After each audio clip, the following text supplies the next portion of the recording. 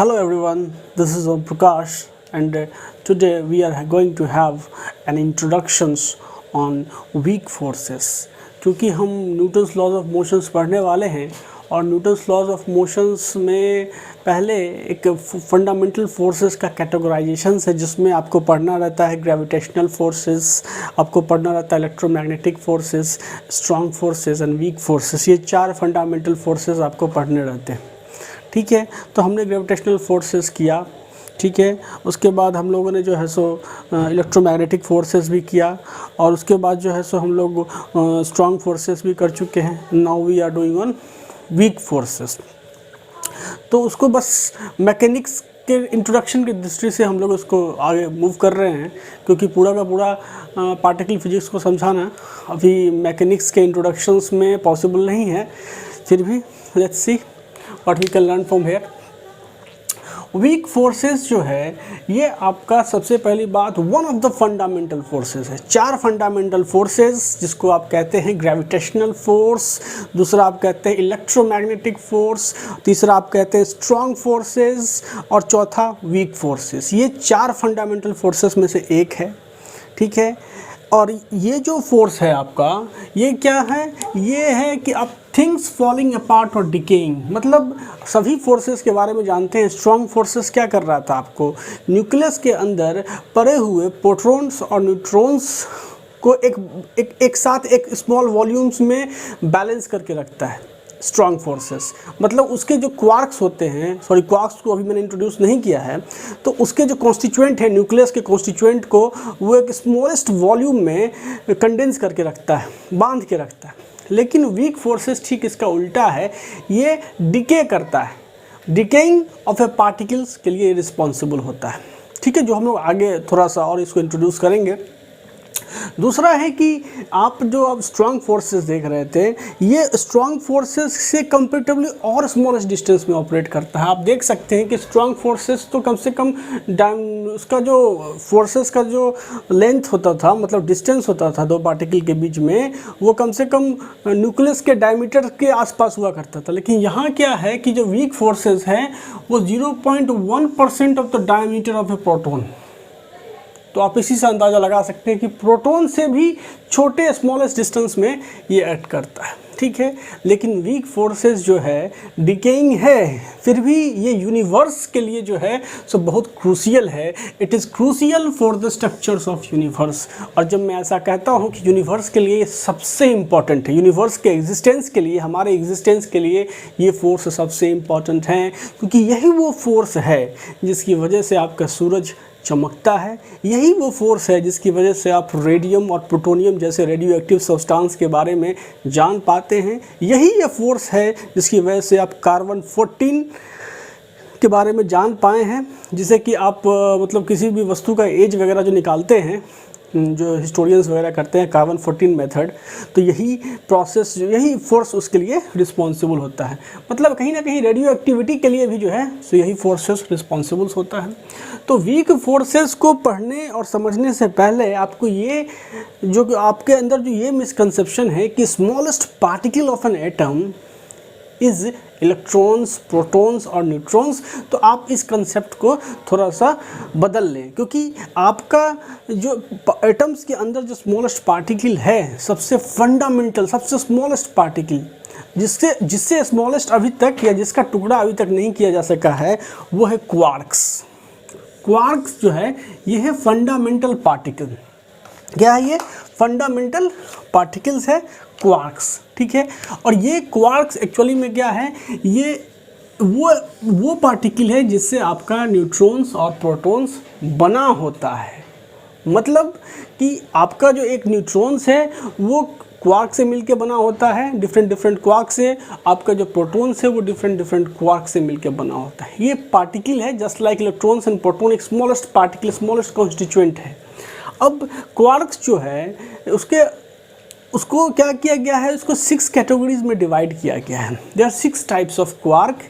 और ये जो टाइप्स है वो 6, उसको फ्लेवर ऑफ क्वार्क भी कहते हैं या कलर ऑफ क्वार्क भी कहते हैं। मतलब ये जो आप बोलते हैं कि 6 फ्लेवर ऑफ क्वार्क्स, ये फ्लेवर जो है वो क्वार्क्स की प्रॉपर्टीज़ है, या कलर जो है वो क्वार्क्स की प्रॉपर्टीज़ है। जैसे इलेक्ट्रॉन्स का प्रॉपर्टी चार्ज है, ठीक है, वैसे ही फ्लेवर जो है वो क्वार्क्स की प्रॉपर्टीज़ है। तो 6 टाइप्स ऑफ क्वार्क होते हैं बेसिकली, जो कि हमारा अप क्वार्क है, आप देख सकते हैं ये यहाँ पे अप क्वार्क ऊपर की ओर रिप्रेजेंट किया गया है अप क्वार्क। इस क्वार्क का जो चार्ज होता है वो 2/3 टाइम्स ऑफ इलेक्ट्रॉन। तो एक मिसकंसेप्शन, और आप यह भी दूर कर लें कि आपका जो पढ़ रखे थे कंजर्वेशन ऑफ चार्ज में कि चार्ज हमेशा इंटीग्रल फॉर्मेट में होता है, तो नहीं, आप देख रहे हैं 2/3 टाइम्स ऑफ इलेक्ट्रॉनिक चार्ज, मतलब चार्ज फ्रैक्शनल भी चार्ज एग्जिस्ट करता है, और क्वार्क का चार्ज फ्रैक्शनल है। 2/3 times of electron is up quark. आप यहाँ देखिए ये डाउन क्वार्क है, minus of 1/3 times of electronic charge. ये डाउन क्वार्क का जो चार्ज होता है 1/3 टाइम्स ऑफ इलेक्ट्रॉनिक चार्ज। फिर ये चार्म क्वार्क है, इस पे चार्ज कितना होता है, तो इस पे चार्ज आपका होता है 2/3 टाइम्स ऑफ इलेक्ट्रॉनिक चार्ज। फिर ये स्ट्रेंज क्वार्क है, इस पे चार्ज होता है minus of 1/3 of electronic charge. ये टॉप क्वार्क है, तो इस पे चार्ज कितना होता है, तो 2/3 टाइम्स ऑफ इलेक्ट्रॉनिक चार्ज। और ये बॉटम क्वार्क है, इस पे चार्ज होता है -1/3 ऑफ इलेक्ट्रॉनिक चार्ज। तो ये जो क्वार्क्स हैं वो चार्ज पार्टिकल हैं, इनके चार्जेस फ्रैक्शनल फॉर्मेट में हैं। 6 क्वार्क है, लेकिन हमारा कंसर्न जो अभी वीक फोर्सेस को लेकर डिस्कशंस का है वो केवल अप और डाउन क्वार्क तक ही लिमिटेड है। ये जो बाकी 4 क्वार्क्स हैं ये क्या होते हैं, मैसिव क्वार्क है, बहुत मास ज़्यादा होता है इसका, it is massive and less stable है, लेस स्टेबल है। और ये क्या होते हैं, सबसे कम मैसिव होता है, और ये क्या होता है, ये स्टेबल क्वार्क्स हैं। ऑलमोस्ट जितने भी मैटर आप देखते हैं वो बेसिकली इन्हीं 2 क्वार्क से बना होता है, ठीक है। जितने भी मैटर आप देखते हैं वो ऑलमोस्ट इसी क्वार्क से बना होता है। तो अभी हम फिलहाल इसी 2 क्वार्क पे कंसंट्रेट करेंगे। तो अब जब मैंने कहा कि आपका न्यूट्रॉन क्वार्क से बना हुआ है, तो क्या कंपोजिशन है, न्यूट्रॉन की कंपोजिशन क्या है। न्यूट्रॉन की कंपोजिशन है कि एक न्यूट्रॉन जो है वो आपका किससे बना हुआ है, तो 2 डाउन क्वार्क से बना हुआ है, 2 डाउन क्वार्क, ठीक है, और प्लस एक आपका अप क्वार्क से बना हुआ है, ठीक है। आप इसको ऐसे लिख सकते हैं कि 2 डाउन है तो 2 डाउन यहाँ और एक अप क्वार्क, ये हुआ न्यूट्रॉन का composition. This is the composition of neutron, कि न्यूट्रॉन आपका 2 डाउन क्वार्क और एक अप क्वार्क से बना है। उसी तरह से आप प्रोटॉन का कंपोजिशन देखिए, तो प्रोटॉन जो है, प्रोटॉन जो है वो आपका कितना है, 2 अप क्वार्क और प्लस एक डाउन क्वार्क से बना हुआ है, ठीक है। अब आप ऐसे भी देख सकते हैं कि जो मैंने कहा 2 अप क्वार्क एक डाउन क्वार्क, तो क्या ये चार्ज प्रोटॉन के चार्ज को सेटिस्फाई करता है। तो आप देखिए 2 अप क्वार्क का चार्ज कितना होता है, 2/3 टाइम्स ऑफ इलेक्ट्रॉन। तो ये क्या होगा, 2 × 2/3 टाइम्स ऑफ इलेक्ट्रॉन, और एक डाउन क्वार्क है, तो -1/3 टाइम्स ऑफ इलेक्ट्रॉन। जब काट दिएगा तो ये 1 times of electron, positive charge 1 आ गया। तो चार्ज कंजर्वेशन यहाँ हो रहा है, ठीक है। तो ये हो गया आपका compositions of proton and compositions of neutron. आप ये समझ गए कि इसको आप लिख सकते हैं कि आपका जो प्रोटॉन है, मतलब P इज इक्वल टू 2 आपका अप क्वार्क है और एक आपका डाउन क्वार्क है। ये हो गया प्रोटॉन का कंपोजिशन, ठीक है। अब आप समझ गए क्वार्क के बारे में, और अब आप समझिए कि वीक फोर्सेस क्या करता है। वीक फोर्सेस क्या करता है कि एक क्वार्क को ट्रांसफॉर्म कर देता है दूसरे क्वार्क में by emitting a carrier, a force carrier कह सकते हैं। मतलब वीक फोर्सेस का काम क्या है, वीक फोर्सेस एक क्वार्क को दूसरे क्वार्क में बदलने की क्षमता रखता है। मतलब वीक फोर्सेस क्या होता है, weak forces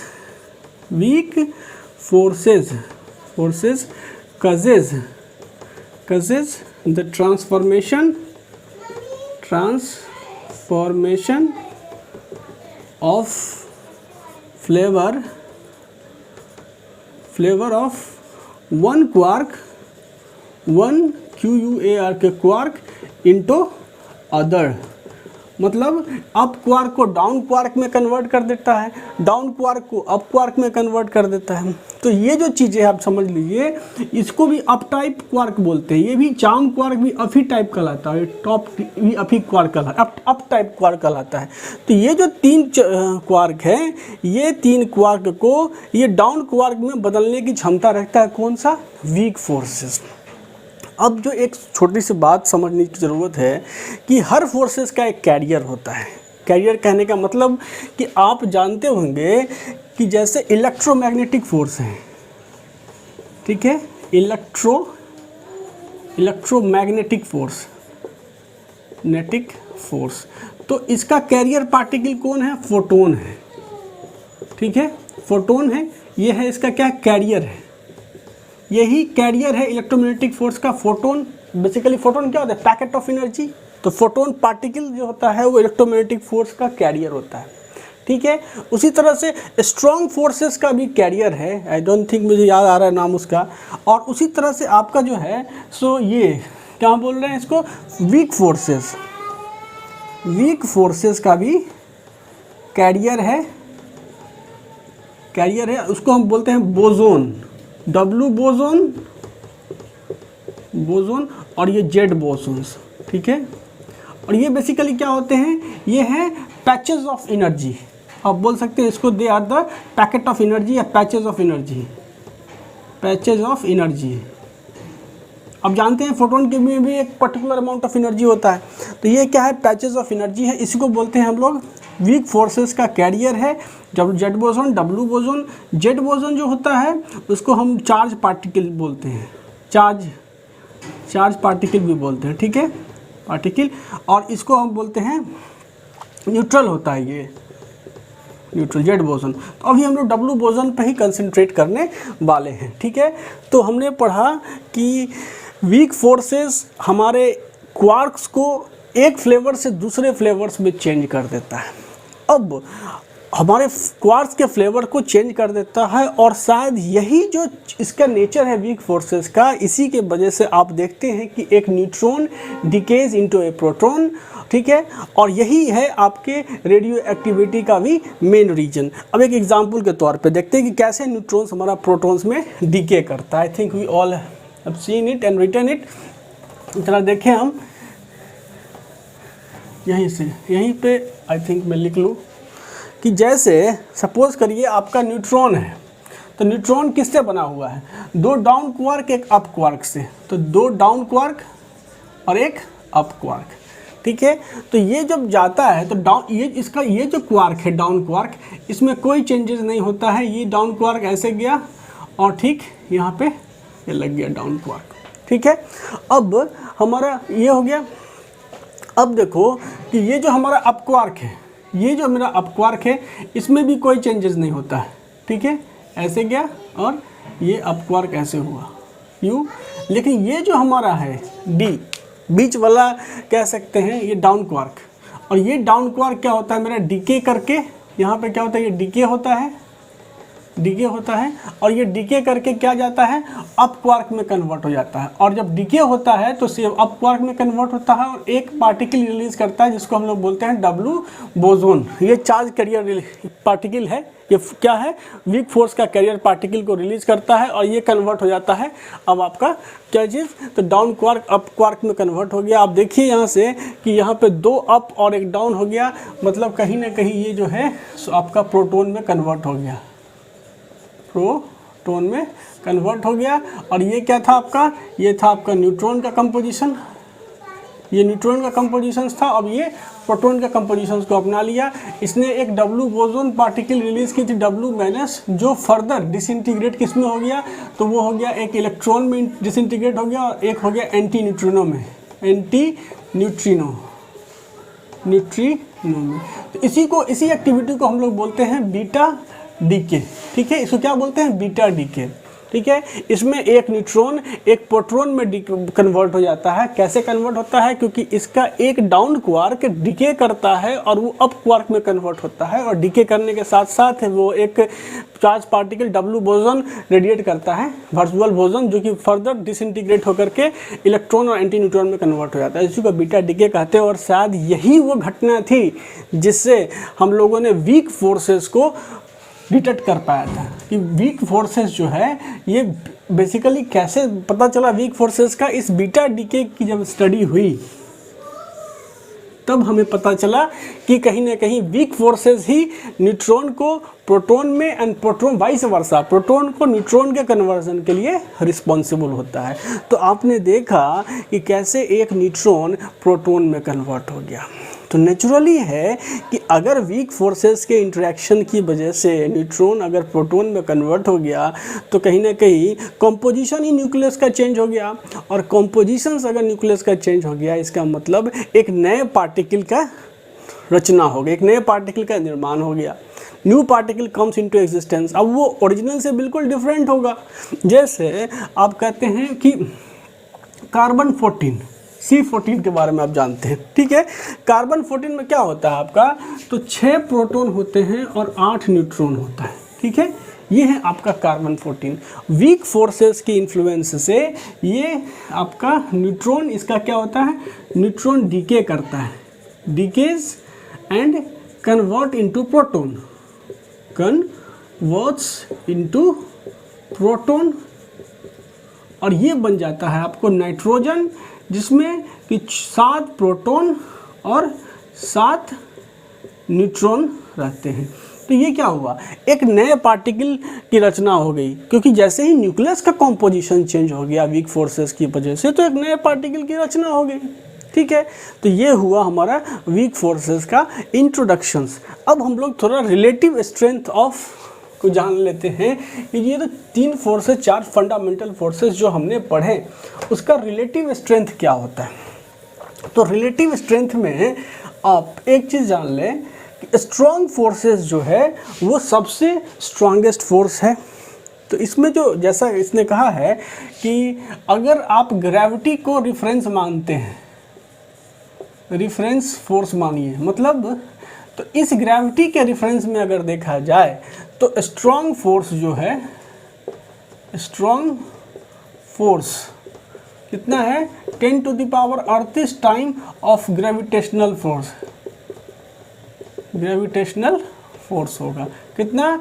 10 to the power 38 times the gravitational force होगा आपका कौन सा? तो स्ट्रॉन्ग फोर्सेस जो है सो। और आपका यदि इलेक्ट्रोमैग्नेटिक फोर्स देखेंगे, इलेक्ट्रोमैग्नेटिक फोर्स, तो ये आपका 10 to the power 36 times gravitational force होगा। ग्रेविटेशनल और 2 चार्ज पार्टिकल के बीच में, ठीक है, 2 चार्ज पार्टिकल के बीच में अगर मतलब 2 पार्टिकल है और उस पार्टिकल के बीच में अगर हम फोर्स का कंपैरिजन करें तो स्ट्रॉन्ग फोर्स क्या होगा? तो ग्रेविटेशनल फोर्स का 10 की पावर 38 टाइम होगा।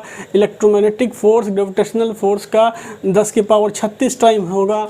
और वीक फोर्स जो होगा वो ग्रेविटेशनल फोर्स का 10 की power 25 times of gravitational force. तो आप समझ गए कि सबसे वीकेस्ट अगर हमारा कोई फोर्स है तो आपका ग्रेविटेशनल फोर्स है, और उसके बाद फिर वीक फोर्स हो गया, उसके बाद इलेक्ट्रोमैग्नेटिक फोर्स हो गया, उसके बाद स्ट्रॉन्ग फोर्स हो गया। तो आप कहीं ना कहीं वीक फोर्स को इग्नोर ना करें। वीक सिर्फ कहने के लिए है, लेकिन ब्रह्मांड की रचना, आपका रेडियो एक्टिविटी और आपका कह सकते हैं कि सूर्य का जलना, सूर्य से जो प्रकाश निकलती है, ये सब के पीछे अगर कोई है तो वो वीक फोर्स ही रिस्पॉन्सिबल है। और वो आज भी साइंटिस्ट को